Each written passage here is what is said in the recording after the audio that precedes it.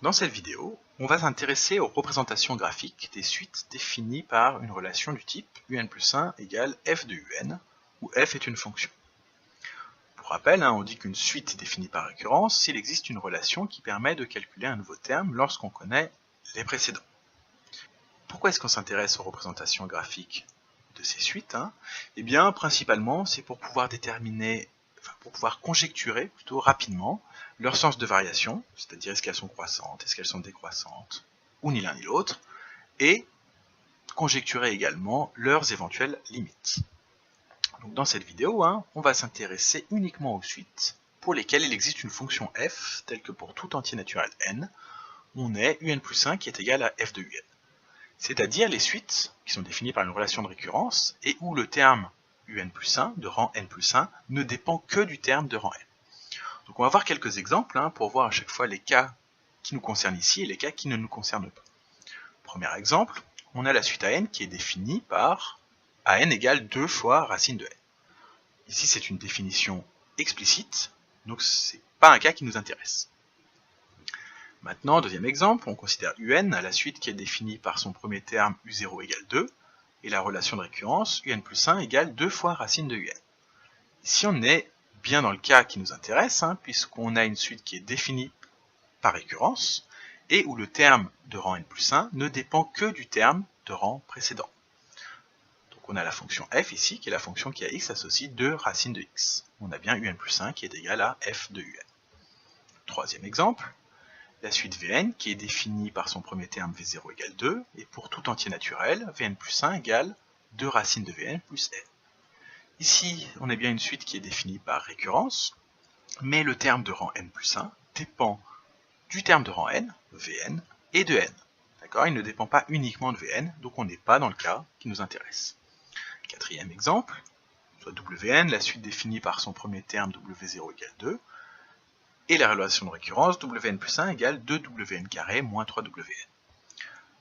Ici on est encore avec une suite qui est définie par récurrence, et on est bien dans le cas qui nous intéresse, puisque Wn plus 1 est défini uniquement avec Wn, le terme de rang précédent. Et la fonction f ici, qui est associée, c'est la fonction qui à x associe 2x carré moins 3x. On a bien Wn plus 1 égale f de Wn. Voilà, donc maintenant on va passer à la représentation graphique proprement dite, ce qui nous intéresse, on va le faire sur un exemple, et on va reprendre la suite un de l'exemple 2, donc la suite qui est définie par u0 égale 2, et la relation de récurrence un plus 1 égale 2 racines de un. Donc on a vu que la fonction f associée, qui est définie sur 0 plus l'infini, est celle qui à x associe 2 fois racine de x, et donc pour tout entier naturel n, on a un plus 1 qui est égal à f de un, donc on est bien dans le cas qui nous intéresse.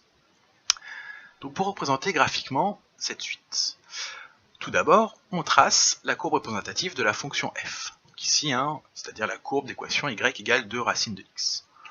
Pour tracer la courbe représentative d'une fonction, je vous rappelle, on fait un tableau de valeurs, on place les points de coordonnées xf de x qui correspondent et on les relie harmonieusement. Donc là, en tout cas, on obtient cette courbe rouge. Ensuite, on trace la droite d'équation y égale x, que pour information, on appelle la première bisectrice. Ensuite, donc on va placer u0 sur l'axe des abscisses. Ici, on a u0 qui est égal à 2, donc on le met à cet endroit. Quatrième étape, on va placer u1 sur l'axe des ordonnées en utilisant la courbe représentative de la fonction f. Pour ça, on a la relation de récurrence un plus 1 égale f de un. D'accord ? Donc dans cette relation de récurrence, en remplaçant n par 0, cette relation elle est vraie pour n'importe quelle valeur de n, en particulier pour n égale 0, on obtient donc u de 0 plus 1 égale f de u0, c'est-à-dire en simplifiant un peu, u1 égale f de u0. C'est-à-dire que u1, c'est l'image de u0 par la fonction f. Donc pour le déterminer graphiquement, on regarde le point qui est sur la courbe rouge d'abscisse u0, et bien l'ordonnée de ce point, c'est u1, c'est f de u0, c'est-à-dire u1. Maintenant, on va vouloir itérer ça, parce que la relation de récurrence nous dit que u2, eh bien c'est f de u1. U3, c'est f de U2, etc., etc. Donc pour ça, il va falloir qu'on replace U1 sur l'axe des abscisses. Ça, c'est la cinquième étape. Pour ça, on va utiliser la droite d'équation y égale x. Tous les points qui sont sur cette droite, ont leur abscisse qui est égale à l'ordonnée, y égale x. Donc, on va placer le point de coordonnées U1, U1. Le point bleu là qui est sur la droite, son ordonnée c'est U1, comme son abscisse est égale à son ordonnée, et bien son abscisse c'est U1. Maintenant on a donc replacé U1 sur l'axe des abscisses. On a U0, U1, et donc en répétant ce qu'on a fait à l'étape 4, on va pouvoir déterminer U2. Puisque on a dit U2 c'est f de U1, c'est l'image de U1. Donc c'est ce qu'on fait en utilisant la courbe représentative de la fonction f, on détermine U2. Puis on recommence ce qu'on a fait à l'étape 5, c'est-à-dire qu'on utilise la droite d'équation y égale x pour placer le point qui est sur cette droite dont l'ordonnée c'est U2, et donc l'abscisse c'est également U2. Maintenant on a U0, U1, U2 sur l'axe des abscisses, on va pouvoir déterminer U3, car U3 c'est f de U2.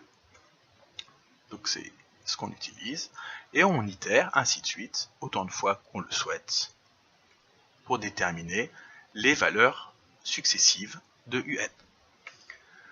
Ainsi, là, ce qu'on constate sur cet exemple, c'est pas toujours le cas, mais c'est qu'on peut conjecturer que la suite UN est croissante, et on peut également conjecturer qu'elle admet une limite finie, et que cette limite, c'est